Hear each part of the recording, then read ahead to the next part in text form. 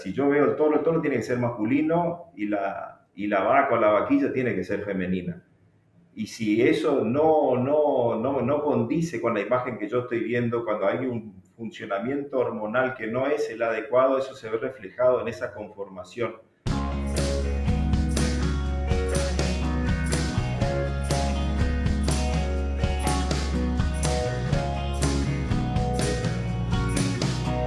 Buenas tardes, mi nombre es Mauro Venturini. Bienvenidos a este nuevo episodio de CarneCast. Y hoy contamos como invitado con un colega y amigo, eh, miembro de la Asociación Argentina de Criadores de Brangus, inspector de la asociación de esa raza, el doctor Hugo Durán. ¿Cómo estás, Hugo? Tanto tiempo, mucho gusto. Hola Mauro, buenas tardes. Muchas gracias, la verdad que es un gusto compartir este espacio con vos y bueno, después de haber compartido tantas otras cosas de la profesión y la capacitación, así que la verdad que es un gusto. Bueno, muchas gracias por tu tiempo y sí, un gusto mío también. Recién hablábamos off the record de las vueltas que tiene la vida, ¿no?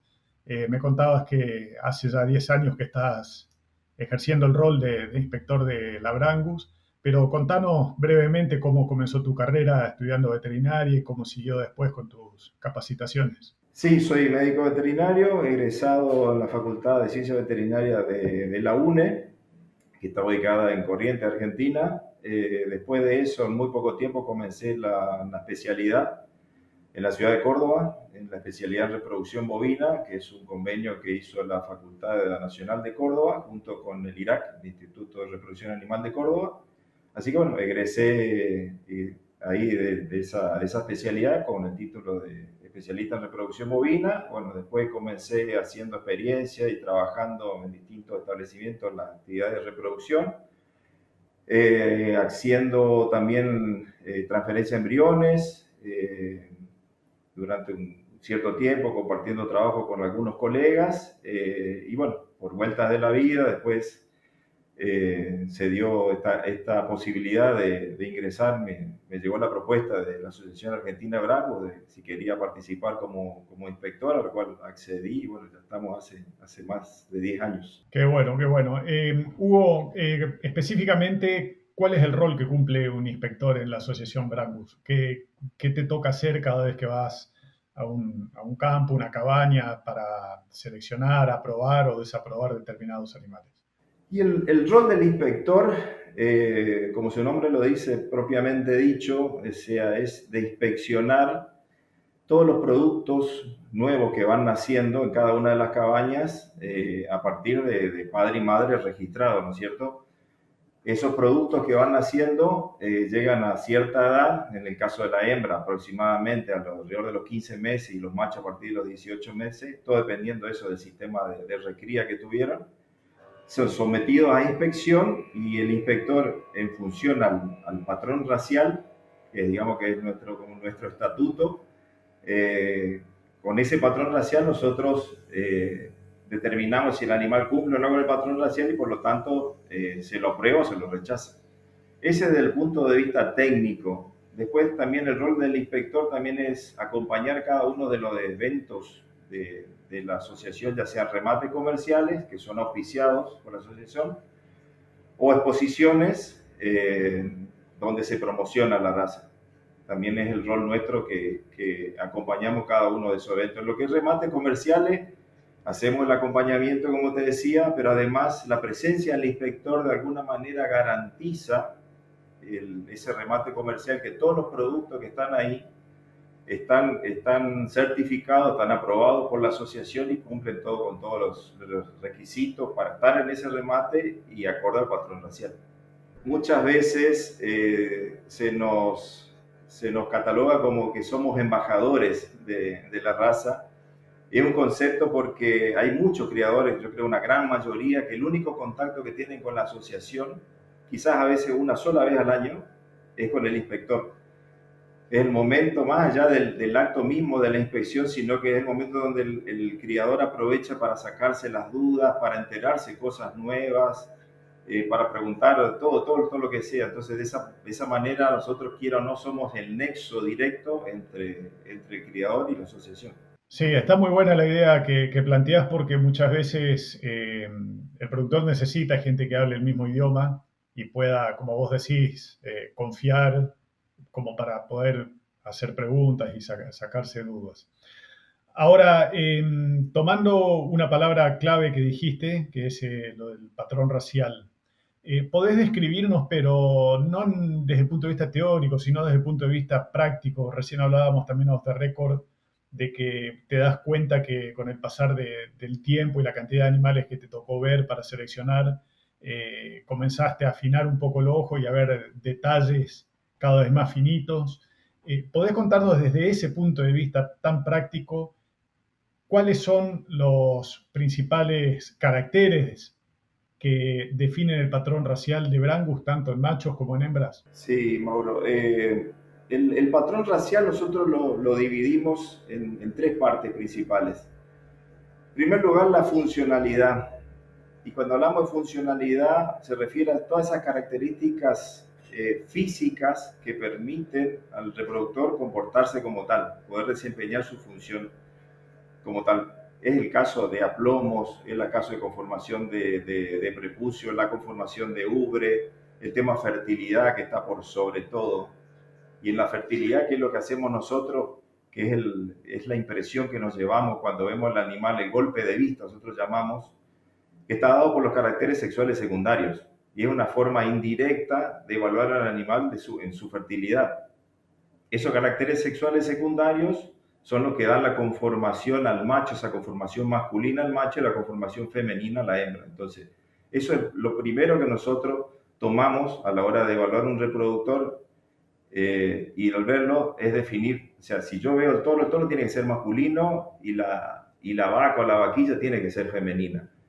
Y si eso no condice con la imagen que yo estoy viendo, cuando hay un funcionamiento hormonal que no es el adecuado, eso se ve reflejado en esa conformación.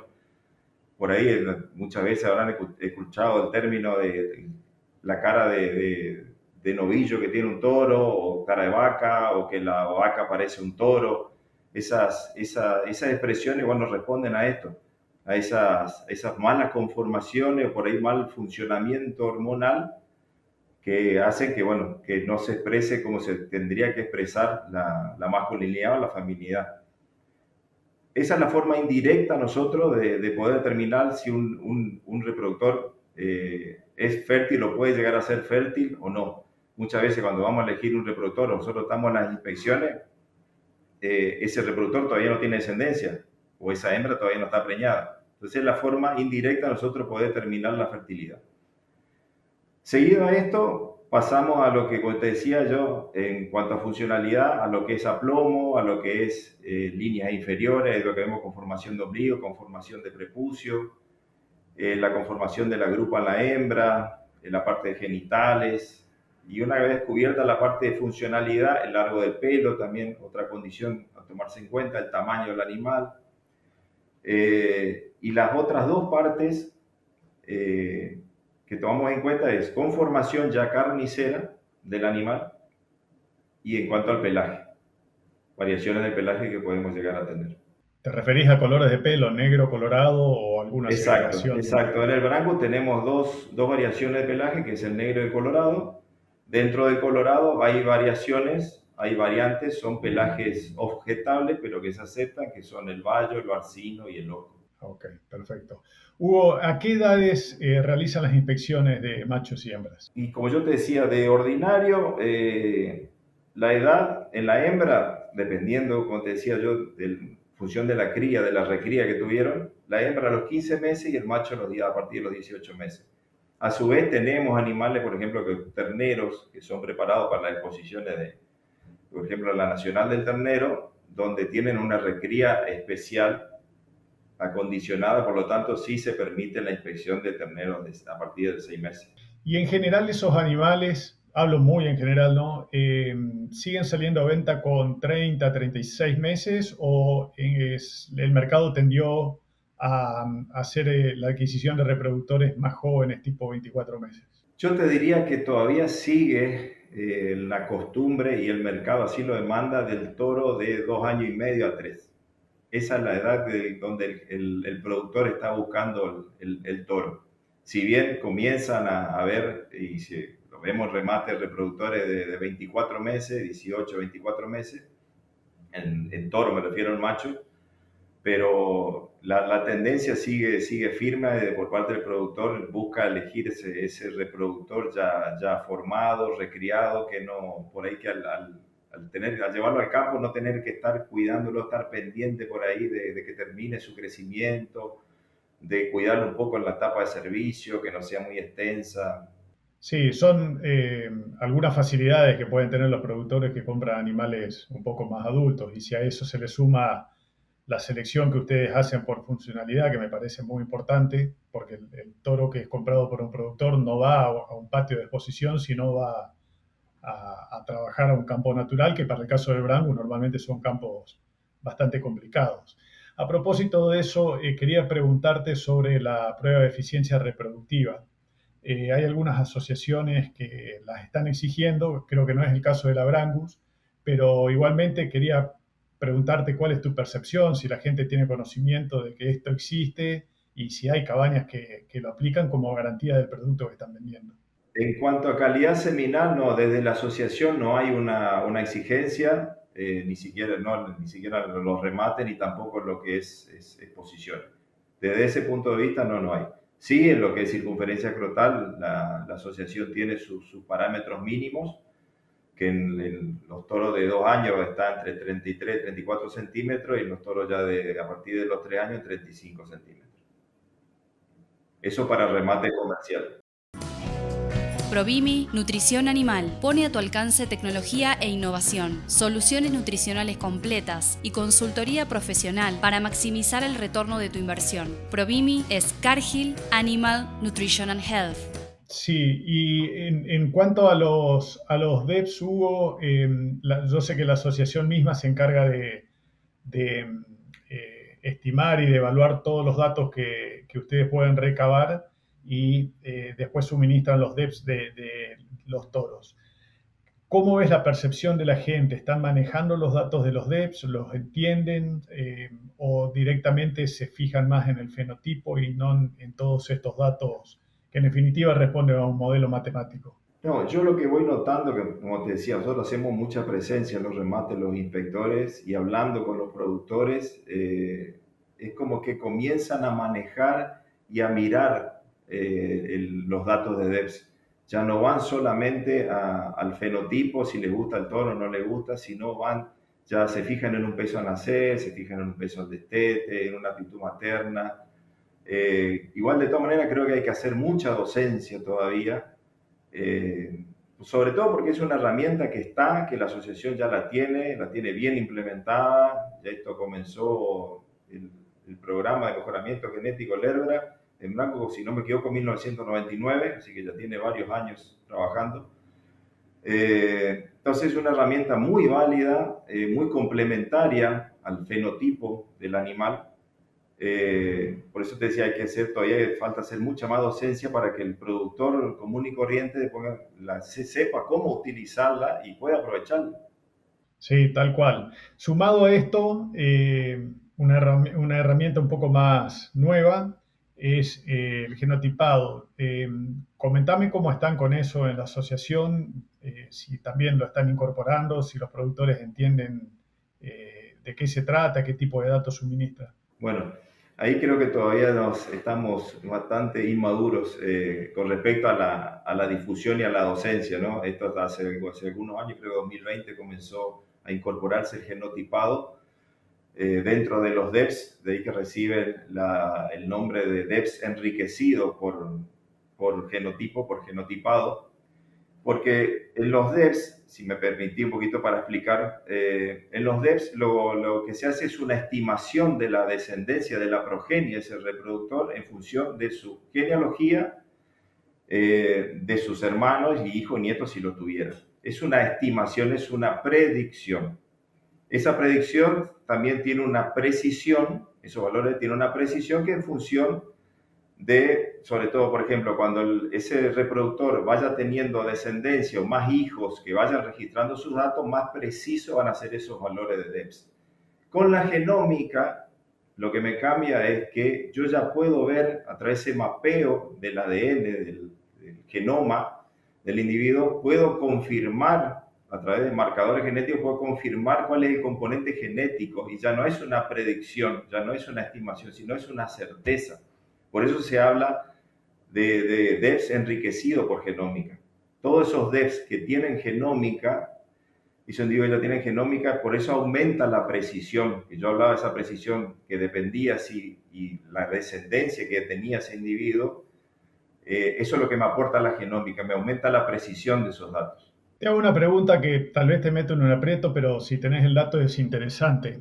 ¿Tenés o recordás la cantidad de animales que conforman la base de datos para la genómica del Brangus en Argentina? ¿Para genómica o para DEPS? No, para genómica, porque ahí la base de datos es importante, porque justamente cuanto mayor es la cantidad de animales genotipados, mayor confiabilidad van a obtener con el dato. Mira, no quisiera equivocarme, pero yo creo que está arriba, sí, son decenas de miles, ya creo que están, no quiero equivocarme, pero creo que estamos en 20.000, 30.000. Tiende a ser ya un número importante como para tener confianza en el dato.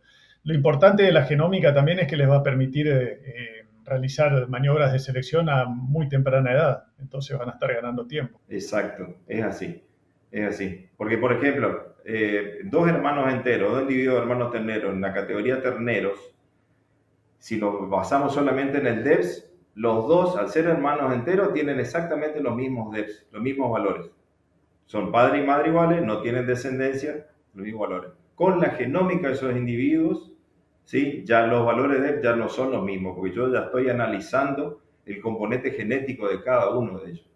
Eso es lo que vos decías, yo en un ternero yo ya puedo determinar y ser preciso con los valores de DEPS. Exactamente. Hugo, en el ambiente de las cabañas y de las razas, siempre hubo mucha tendencia de la gente que está en ese ambiente justamente en manejar líneas genéticas. Y yo creo que eso es cultural porque antiguamente lo que se hacían era, bueno, conocer los pedigrís y decir, bueno, estos toros vienen o estos animales vienen de tal línea que se comportaron de tal manera, por lo tanto era esperable que ellos también lo hagan. Esas líneas genéticas se afianzaron mucho en el caso del Brangus en Argentina por la trayectoria y la calidad que tiene, pero siempre hubo un poco de incursión en los rodeos más bien abiertos con genética importada. ¿Cómo está eso hoy en día? ¿Se sigue utilizando genética importada y si es así, de qué origen? Se sigue utilizando ya algo que te diría, algo muy puntual, muy específico. El Brangus argentino está muy bien calificado, muy bien posicionado. Te diría en Latinoamérica y un poquito más en cuanto a su calidad genética. Muchos países se nutren de la genética, el ejemplo es Paraguay, que ha consumido muchísimo la genética nuestra. Y en lo que vos decías hoy, creo que hoy ya estamos en un ida y vuelta con Paraguay, donde ya se está consumiendo desde Argentina, se están consumiendo productos de genética de Paraguay. ¿Desde Estados Unidos están utilizando algo de genética todavía? No, en su momento fue un aporte importante donde muchos se nutrieron a buscar abrir nuevas líneas, pero hoy por hoy te diría que no. Si se mantiene de forma muy reducida. Yo recuerdo que había una época, tal vez al inicio del año 2000, que hubo una demanda muy grande de Brangus desde Colombia sobre todo, y algo Paraguay y Brasil. Y la mayoría era Brangus colorado. ¿Cómo está el mercado hoy de acuerdo a los colores? Porque inicialmente o preponderantemente en sus inicios el Brangus era predominantemente negro. Y bueno, después surgieron estos nichos de mercado con colorado, pero el colorado fue creciendo en cantidad y yo veía que en los remates también había una diferencia de precios en muchas ocasiones. Contanos un poquito cómo está en la actualidad esa situación. Sí, yo te diría que el mercado sigue fuertemente marcando esa tendencia hacia el colorado, sobre todo en determinadas regiones, como ser, por ejemplo, Corrientes. La raza está teniendo una presencia muy fuerte y una demanda muy fuerte en cuanto a la raza. Y la demanda te diría que de Corrientes es un 90% colorado. Yo creo que más viene por una tendencia, por una tradición de lo que fue Corrientes en su momento con el Hereford, con el Braford. Entonces por ahí el productor que quiere probar, que quiere incursionar un poco en el blanco, por ahí busca esa tendencia más al colorado, pero una cuestión de pelaje y nada más. No hay otra cosa que lo diferencie. Ok. Hugo, tengo una pregunta que probablemente sea la última, pero no porque estemos al borde del tiempo, sino que la dejé último porque creo que va a demandar unos cuantos minutos y podemos utilizarlos para explayarnos y ahondar en detalles, porque siempre generó confusión y a ver si podemos ayudar a la gente a entender eh, las clasificaciones que ustedes hacen, los quebrantos o los quebrados, como decían antiguamente, cuáles son los que están vigentes, cuáles son los que dejaron y qué implica que un animal sea 5 octavos, media sangre, 3/4. Contanos un poco qué implica eso y cuáles son los que están vigentes hoy, porque algunos de ellos tengo entendido que ya no se utilizan. Bueno, si no me equivoco, del año 96 dejaron de usarse los quebrados. O sea, para la asociación ya no maneja más quebrados, ya no se habla de porcentajes de sangre. Y yo creo que fue muy acertado en ese momento. Y eso creo que de alguna manera hizo crecer de forma explosiva la raza, en forma numérica. ¿Por qué te digo esto? Si bien yo no estaba en ese momento todavía afectado, pero tengo entendido que se llevaba registros, como decía vos, del 1/4 al 3/4, se llevaba registro por separado de cada uno de esos quebrados. A su vez, no se podrían cruzar entre sí. En exposiciones, se juraba por separado cada uno de los quebrados. O sea, era una estructura bastante rígida. Yo sé que esa decisión de eliminar los quebrados, bueno, fue bastante, no fue tan fácil, pero bueno, creo que fue muy acertada. Y te digo por qué muy acertada con el pasar del tiempo, porque hoy por hoy, volvemos al tema de la genómica, quedó demostrado que ya no es matemático los porcentajes de sangre, la heredabilidad del parentesco, sobre todo de los abuelos. O sea, antes se estimaba o se creía que cada uno de los individuos recibía una 1/4 parte de cada uno de sus abuelos. Bueno, eso a través de la genómica quedó demostrado que no es así. Y se han hecho estudios a través del genoma para determinar también hasta dónde era cierto un individuo que supuestamente era 3/8 o 5/8, y por a través de la genómica se puede determinar que ese porcentaje no era así. Por más allá que el fenotipo me lo demuestre, pero en su composición genética no era tal cual. Entonces, hoy por hoy, después de mucho tiempo, de esta forma de la genómica se confirma esa decisión acertada de dejar de lado los quebrados y se habla simplemente de un Brangus más britanizado y de un Brangus más acebusado.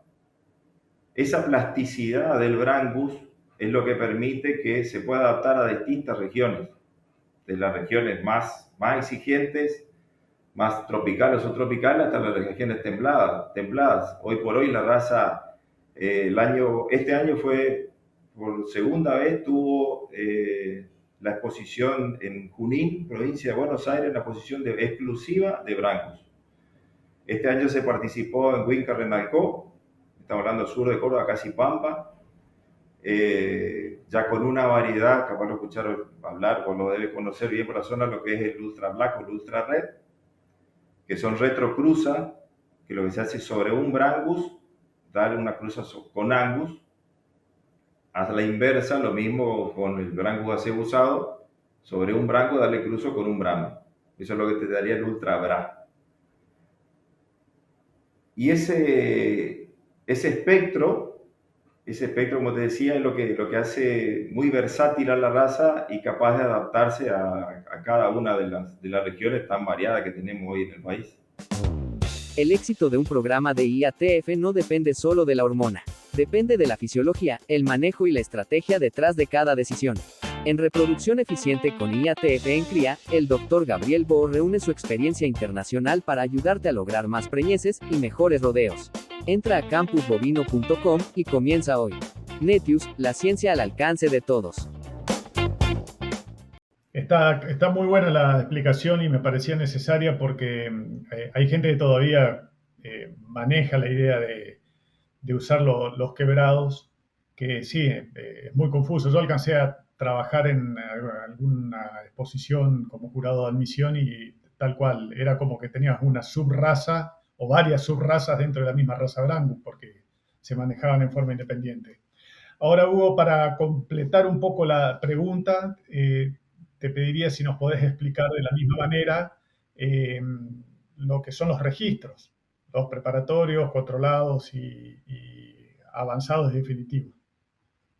El registro más bajo, más básico es el registro base, que es el que proviene de un rodeo comercial, digamos, cuando un productor, sin ser cabaña, pero que viene manejando un rodeo comercial de Brangus, que quiere inscribirse como cabaña, hace el trámite necesario administrativo y ahí presenta la cantidad de hembras que considera de su poder, que considera que son biotipo Brangus.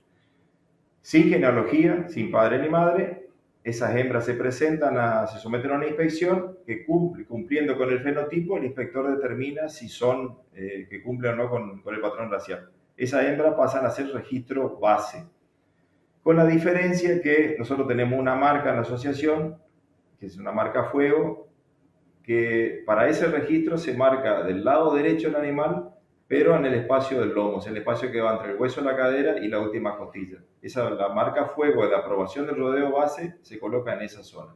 Ahora, para todos los otros registros, preparatorio, controlado, avanzado y definitivo, se coloca del mismo lado, o sea, del lado derecho, pero ya en el centro del anca del animal. Ese registro base, al someterlo a cruzamiento Brangus, ese registro base, más allá de que yo le dé un cruzamiento con un registro avanzado o definitivo, siempre el producto va a ser controlado y no va a ser más de ahí. ¿Por qué? Porque tengamos en cuenta que ese rodeo base no tenemos genealogía, no tenemos madre, no tenemos padre, por lo tanto puede tener una dispersión importante, entonces el registro no puede ser más allá de controlado. Después tenemos dos grandes divisiones nosotros en el plan de crianza, que es lo que es servicio colectivo a lo que es servicio individual. Todo lo que es servicio colectivo, que significa cuando tenemos un rodeo de X número de hembras, sometido a un servicio con 2, 3, 4 toros, entonces no tenemos una identificación individual. Todo producto que nace a partir de un servicio colectivo es un registro controlado. Registro preparatorio, y es cuando ya pasamos a un servicio individual. Registro preparatorio quedó para todos aquellos productos donde uno o ambos de sus padres, de sus progenitores, pertenezca a la raza original, ya sea Brahman o sea Angus. Entonces, cada cruzamiento donde participa una de las razas, una de las dos o ambas originales, el producto va a ser preparatorio. Este es el caso del Ultra Black o el Ultra Red que yo te mencionaba, donde el Brangus recibía servicio de un Angus. O el Ultra Brahman en el otro extremo, donde el Brangus recibe el servicio de un Brahman. Siguiendo con el servicio individual y ya con ADN de padre, que por ejemplo generalmente todos los toros que están en los centros de inseminación tienen ADN. Entonces, por ejemplo, si yo doy servicio a una hembra controlada con un toro X de registro avanzado, el producto va a ser avanzado. A su vez, si doy servicio, si los registros son avanzado por avanzado, ya me va a dar definitivo, y avanzado por definitivo también me da definitivo. Y lógicamente definitivo por definitivo, el producto es definitivo. No sé si quedó clara la... Está clarito y creo que de alguna manera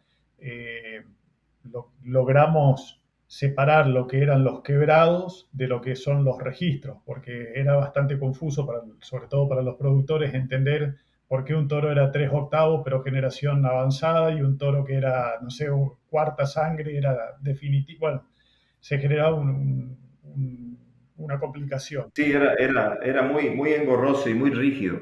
Tengo entendido, si no me equivoco, que Brasil, ellos siguen manteniéndose, creo que ellos toman el Brangus únicamente como 3 octavos. Así sea preparatoria, así sea registro preparatorio, lo toman como 3/8. No, la verdad que no, desconozco cómo es el sistema de registro, pero la variabilidad, la variedad de Brangus es el 3/8, es la única que rige para ello. No sé si lo tomarán al preparatorio, la verdad que no lo sé. Me imagino que una atención especial debería tener el caso de los medias sangre de registro preparatorio, que es el primer choque entre las dos razas. El caso nuestro, claro, nosotros por mucho tiempo el F1 macho no se lo aceptaba, el F1, o sea, Brahman por Angus, la hembra sí, y a partir de un par de años creo que fue que se abrió la posibilidad de registrar ese F1, pero bajo la condición de que madre y padre tengan ADN y estén registrados cada uno en su respectiva asociación. O sea, es un cruzamiento muy selecto, muy específico, que está hecho para los que quieran por ahí abrir sangre. Está perfecto porque de paso también tiene presión de selección y se aseguran de que no haya ningún ruido en el medio. Hugo, ahora sí nos vamos acercando al final y te quiero hacer una última pregunta cortita. Hay determinadas categorías de determinados animales que deben llevar un tatuaje en la oreja, si mal no recuerdo, izquierda. ¿Podés comentarnos cómo se descifran los datos que un productor puede leer cuando ve un tatuaje en la oreja del animal? El tatuaje es obligatorio en ambas orejas, dependiendo del registro. O te diría, la mayoría de los registros se tatúa en ambas orejas, el mismo número en ambas orejas. No así en el caso del preparatorio, donde lleva el RP del lado izquierdo y del lado derecho lleva la letra P con el trimestre y el año. O sea, por ejemplo, si estamos en el último trimestre ya del 25, llevaría la letra P, el 4 y 25. Y para el resto de los animales deben llevar en las dos orejas el mismo número, que es el número individual de cada animal. El número individual del registro, sí, particular de cada animal. El registro base no tiene obligación de tatuarse. Algunos productores lo hacen, algunos criadores lo hacen por una cuestión de manejo, pero no tiene obligatoriedad porque ahí no hay genealogía. Entonces, no, con una identificación visual, que puede ser una caravana, ya es suficiente. O sea que de controlado para arriba tienen que tener el número individual tatuado en las orejas y el número a fuego en el cuerpo del animal no es obligatorio. Entonces, Ya no es más obligatorio, es algo opcional. Eso te diría ya hace 10 años por ahí que dejó de ser obligatorio.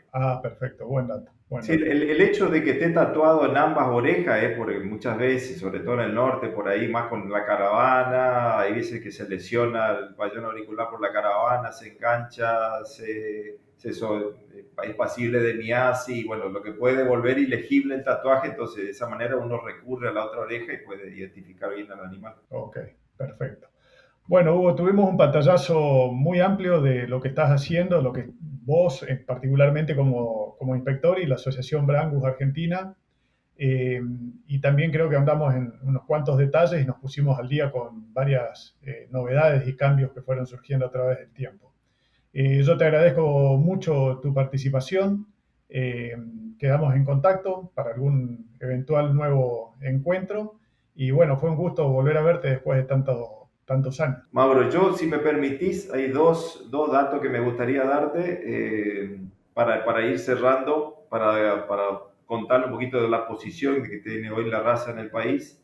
Brangus es el tercer año ya que es la segunda raza en volumen en la posición de Palermo, siguiendo al Langus, que está por encima. Y en exportación de semen estamos ocupando el primer lugar con el 55% del mercado, de la demanda del mercado de semen. O sea, de esa manera, para que explicarte y darte la posición que hoy por hoy está teniendo la raza en el país y en Latinoamérica.